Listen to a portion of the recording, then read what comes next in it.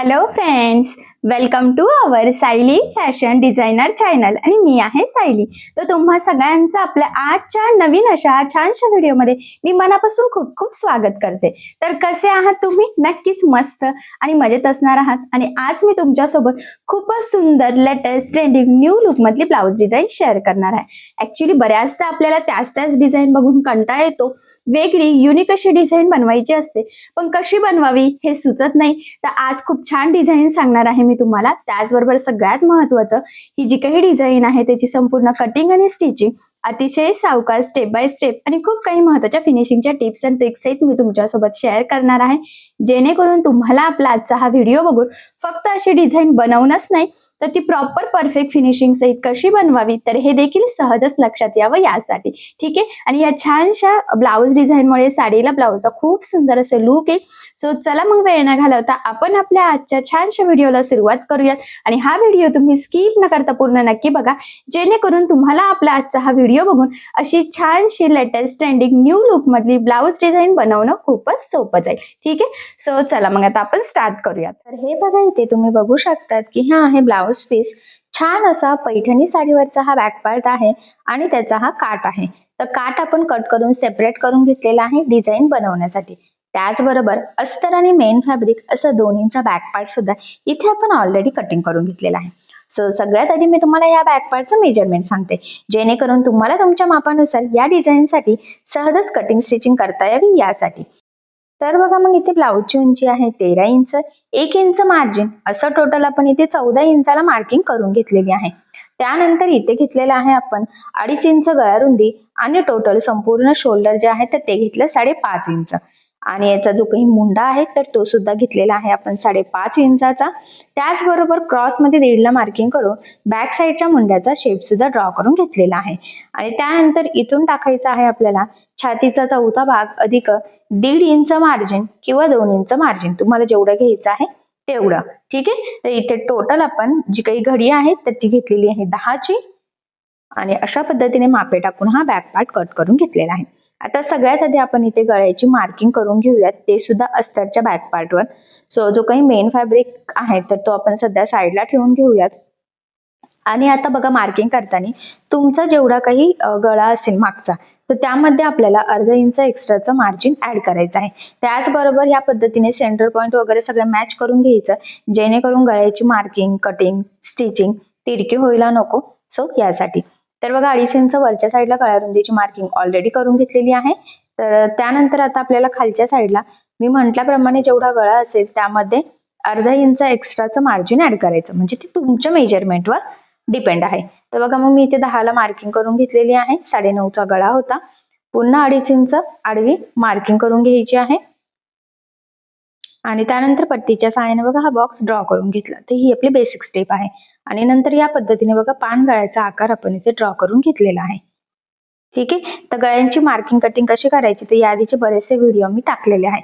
त्यानंतर वरच्या साईडला एक गोलाकार शेप ड्रॉ करून घेतलेला आहे आणि ही आपली गळ्याची परफेक्ट अशी मार्किंग करून झालेली आहे. आता जी मार्किंग केलेली आहे एक्झॅक्टली त्यावरच आपल्याला इथे कटिंग करून घ्यायची आहे. तर बघा, इथे बेसिक गळा आहे पानगळा. तर सगळ्यात आधी मी हा जो काही पानगळ्याचा शेप आहे ना तर तिथे कटिंग करून घेतलेली आहे. जर तुम्हाला कॅनव्हास पेपर लावून कटिंग करायची असेल किंवा हा गळा स्टिच करायचा असेल तर हीच मार्किंग आधी कॅनव्हास पेपरवर करायची आणि त्यानंतर कटिंग करायची. ठीक आहे. तर ह्या पद्धतीने गळ्याची आपली कटिंग झालेली आहे.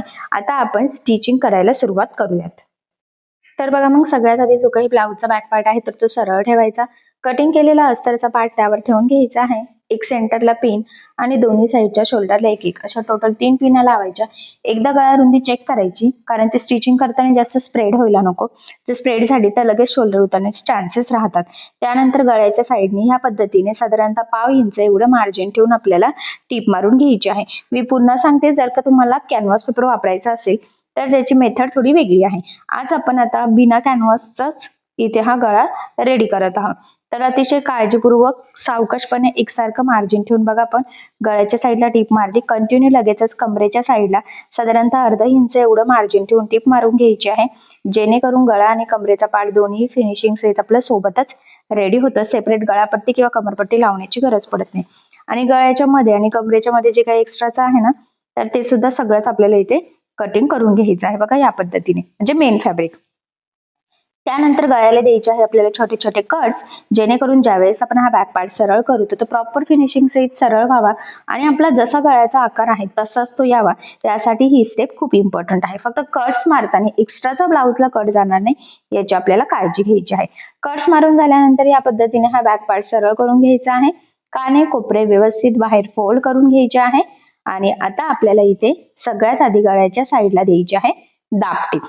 तर बघा, दाबटीप देताना काळजी घ्यायची आहे की आपला जो काही अस्तरचा आतला कपडा असेल तर तो वरती दिसणार नाही, जेणेकरून आपली फिनिशिंग बिघडायला नको. कारण बऱ्याचदा हा प्रॉब्लेम येतो की ज्यावेळेस आपण दाबटीप देतो ना तर आतला कपडा वरती दिसतो आणि सगळं म्हणजे एकदम विचित्र काहीतरी दिसतं, गळ्याचा आकारच व्यवस्थित येत नाही. सो त्यासाठी हा पॉईंट खूप इम्पॉर्टंट आहे. तर तो फॉलो करत प्रॉपर फिनिशिंग सहितच गळ्याला दाबटीप देऊन घ्यायची आहे. तर बघा किती प्रॉपर असा गळ्याचा आकार आलेला आहे. छान असा पानगळा, कानाकोपरा एकदम व्यवस्थित परफेक्ट. सेम त्याच पद्धतीने कमरेच्या साईडला सुद्धा बघा आपण दाबटीप देऊन घेतलेली आहे आणि तिथे सुद्धा त्याच टिप्स फॉलो करायच्या आहे. यानंतर आता आपल्याला काय करायचं आहे की अस्तर आणि मेन फॅब्रिक कडेकडेने एकमेकाला जोडून घ्यायचं आहे. आता सगळ्यात इम्पॉर्टंट म्हणजे हे जोडताना जेवढं शक्य आहे तेवढं कमीत कमी मार्जिन पकडायचं आहे. कारण हे मार्जिन आपण कुठेही कॅल्क्युलेट केलेलं नसतं. त्याचबरोबर कुठे गोळा होणार नाही, तिरका जाणार नाही. तर या छोट्या मोठ्या गोष्टींची सुद्धा आपल्याला इथे काळजी घ्यायची आहे. आणि हे जोडून झाल्यानंतर जे काही एक्स्ट्राचं मेन फॅब्रिक आहे म्हणजे ब्लाउज पीसचा एक्स्ट्राचा कपडा, तर तो इथे आपल्याला कट करून घ्यायचा आहे. आणि आपण हे एक्स्ट्राचं कट करून परफेक्ट मापाचा बॅक पार्ट रेडी करणार आहोत इथे. कारण तुम्हाला सगळ्यांनाच माहित आहे अस्तरवर आपण परफेक्ट कटिंग करतो आणि ब्लाउज पीसचा कपडा आपण थोडासा एक्स्ट्राच मार्जिन ठेवून कटिंग करत असतो. त्यानंतर मधला गोलाकार शेप आपण इथे कट करून घेतलेला आहे आणि तो पॅच आता आपल्याला कॅनव्हास पेपर यूज करायचा आहे. तर बघा, गळ्याच्या डिझाईनसाठी ब्लाउज असो किंवा बाहीचा असो किंवा ड्रेस असो आपल्याला पेपर कॅनव्हास यूज करायचा असतो. तर बघा, मी इथे पेपर कॅनव्हास घेतलेला आहे आणि या पद्धतीने डबल फोल्ड करून जी आहे ती मार्किंग परफेक्ट करून घेतली. त्यानंतर हा छोटासा कॅनव्हास मी ते कट करून घेते, बाकीचं साईडला ठेवते आणि एक साईडची जी काही मार्किंग आहे तर ती दुसऱ्या साईडला फेंट दिसते तर ती डार्क करून घ्यायची. त्यानंतर साईडने आपल्याला किंचित मार्जिन हवा आहे. वरच्या साईडला फक्त पाव इंच मार्जिन, खालच्या साईडला अर्धा ते 1 इंच मार्जिन. ठीक आहे. तर अशा पद्धतीने हा आपण कॅनव्हास पेपरचा पॅच कट केला, त्यासाठी अस्तरही कट केलेला आहे. आणि आता आपल्याला इथे काठ लागणार आहे. तर बघा, हा काठ घेतला तर सगळ्यात आधी खाली काठ ठेवायचा, त्यावर आपण कटिंग केलेला जो काही अस्तर आहे तर तो ठेवायचा आणि त्यावर ठेवायचा आहे आपल्याला कॅनव्हास पेपर. आणि बघा, ह्या पद्धतीने वरच्या साईडला व्यवस्थित प्रॉपर असं टीप मारून घेतली. त्यानंतर जो काही गोलाकार शेप आहे तिथे छोटे छोटे कट्स मारले, एक्स्ट्राचं कट करून घ्यायचं आणि हा पार्ट ह्या पद्धतीने सरळ करायचा. आता इथे दाबटीप देऊन घ्यायची आहे. तर इथे सुद्धा दाबटीप देताना आपला जो काही अस्तरचा कपडा आहे तर तो वरती दिसणार नाही याची काळजी घ्यायची आहे. आणि किती प्रॉपर फिनिशिंग सहित गोलाकार शेप तयार झाला, कडेने टीप सुद्धा मारून घेतलेली आहे. आणि फायनली आपला हा छानसा छोटासा परफेक्ट असा पॅच रेडी झालेला आहे. आता आपल्याला या पॅचला लेस लावून घ्यायची आहे. तर ती लेस आपण लावून घेऊयात. आता बघा, मी नेहमीच सांगत असते की ज्या वेळेस आपण ब्लाऊजला, बाहीला कशालाही लेस लावतो तर शक्यतो मॅचिंग धागा यूज करायचा, जेणेकरून आपली फिनिशिंग बिघडायला नको. तर फिनिशिंगसाठी ही खूपच इम्पॉर्टंट टिप आहे. आता हा तयार झालेला पॅच इथे व्यवस्थित पुरतोय की नाही, कमी जास्त तर नाही ना, तर ते एकदा चेक करून घ्यायचं. आणि बघा, आधीच ठेवून मी इथे मार्किंग केली म्हणजे आपल्याला किती मार्जिन ठेवून हे जोडायचं आहे तर हे सहजच लक्षात यावं यासाठी. ठीक आहे. तर बघा, ह्या पद्धतीने आपला हा छानसा छोटासा काठापासूनचा परफेक्ट असा पॅच रेडी झालेला आहे. आता मी म्हटल्याप्रमाणे इथे लेस यूज करायची आहे. तुम्ही तुमच्या आवडीनुसार कुठलीही लेस इथे यूज करू शकतात. तर मी इथे बघा गोल्डन आणि त्रिकोण म्हणजे साडीचा जसा कलर आहे आणि ब्लाउज पीसचा तसं कॉम्बिनेशनची इथे सिंपल लेस घेतलेली आहे. तर ती आता आपण इथे लावून घेऊयात. तर बघा, वरच्या साईडचा जो काही गोलाकार शेप आहे ना ते तिथे लावायचे आहे आणि जे काही लेसचे त्रिकोण आहे ना तर ते मी वरच्या साईडला फोल्ड केलेला आहे. तुम्ही खालच्या साईडला सुद्धा फोल्ड करू शकतात, तर ते तुमच्यावर डिपेंड आहे. आणि बघा, या लेसला मी डबल टिप सुद्धा देऊन घेतले. तर नेहमीच डबल टिप द्यायची आहे, जेणेकरून आपल्याला लेस पॅक लागली जाते, त्याची फिनिशिंग बिघडत नाही. आणि हा पॅच मध्ये ठेवून बरोबर इथे पिनअप करून घेतलेला आहे बघा. आणि आता आपण इथे टिप मारून ह्या पानगळ्याला हा छोटासा पॅच परफेक्ट प्रॉपर फिनिशिंग सहित लावून घेऊयात. ठीक आहे. तर बघा, किती परफेक्ट असा आपण हा छोटासा काठाचा पॅच इथे लावून घेतलेला आहे. त्यानंतर मी सिंपल अशी इथे गोल्डन लेस घेतलेली आहे. पुन्हा सांगते, तुम्ही तुमच्या आवडीनुसार कशीही लेस इथे घेऊ शकतात लावण्यासाठी. ठीक आहे. तर बघा, सगळ्यात आधी सेंटरची एक मार्किंग करायची, जेणेकरून आपल्याला परफेक्ट अशी व्यवस्थित लेस लावता यावी खरं तर यासाठी.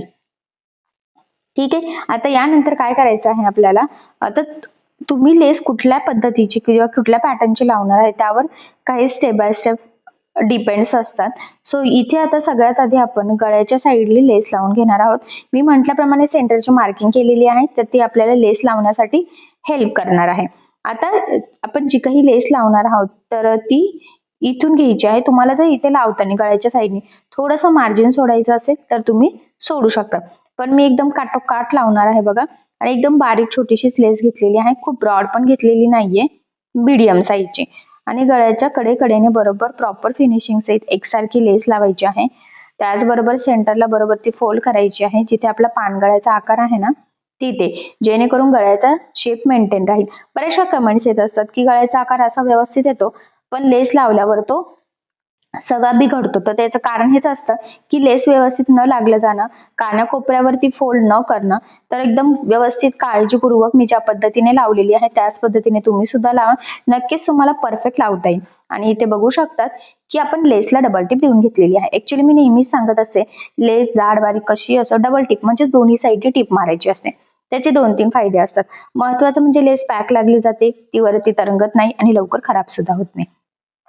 आता इथे बॅक साईडच्या टक्सची मार्किंग केलेली आहे, सेंटर पासून 4, 4.5 आणि उभा 4ची. ठीक आहे. आणि अर्धा इंच साईडला. तर बघा इथे टक्स टाकून घेतलेला आहे.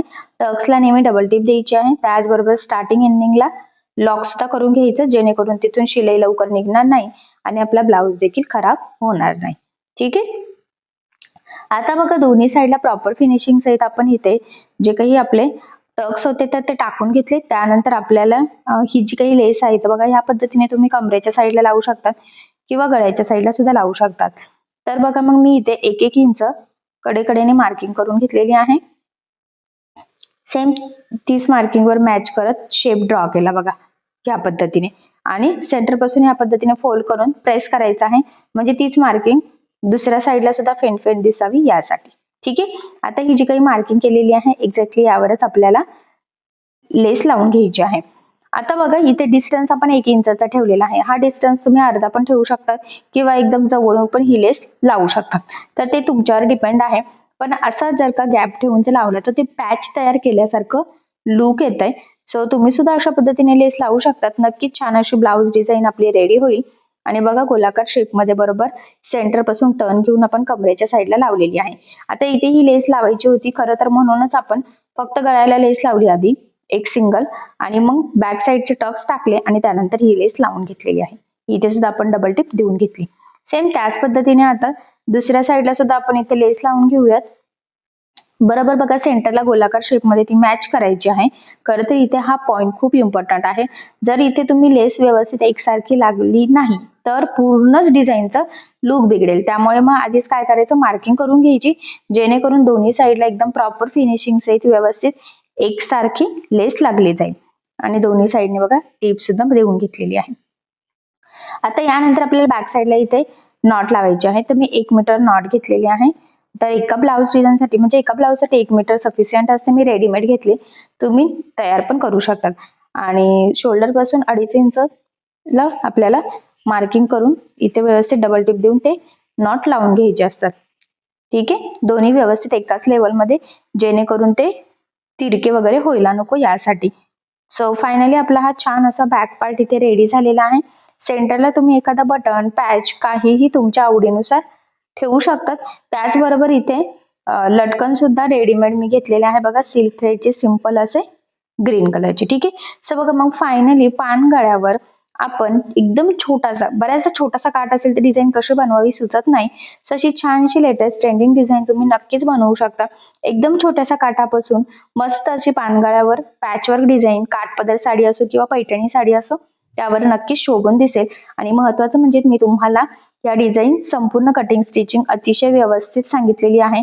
सो तुम्ही या पद्धतीने करून बघा, नक्कीच तुम्हाला सुद्धा एकदम परफेक्ट प्रॉपर फिनिशिंग सहित ही डिझाईन जमेल.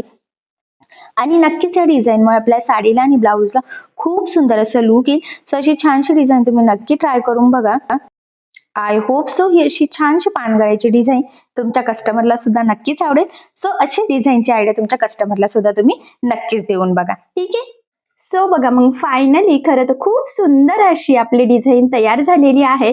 फिनिशिंग वगैरे बघितल्यावरच लक्षात येते किती सुंदर अशी आलेली आहे. आणि महत्वाचं म्हणजे संपूर्ण डिझाईनची कटिंग स्टिचिंग मी तुम्हाला अतिशय सावकाश स्टेप बाय स्टेप आणि खूप काही महत्वाच्या फिनिशिंगच्या टिप्स अँड ट्रिक्स सहित सांगितलेलं आहे, जेणेकरून तुम्हाला आपला आजचा हा व्हिडिओ बघून फक्त डिझाईन बनवणंच नाही तर ती प्रॉपर परफेक्ट फिनिशिंग सहित कशी बनवावी तर हे देखील सहजच लक्षात यावं यासाठी. आणि सगळ्यात महत्वाचं म्हणजे याची पद्धत इतकी सोपी आहे की बायचान्स जरी तुम्ही कुणी नवीन शिकत असाल, याआधी डिझाईन बनवलेली नसेल, तरी सुद्धा तुम्हाला आपला आजचा हा व्हिडिओ बघून अशी डिझाईन सहज बनवता येईल. ठीक आहे.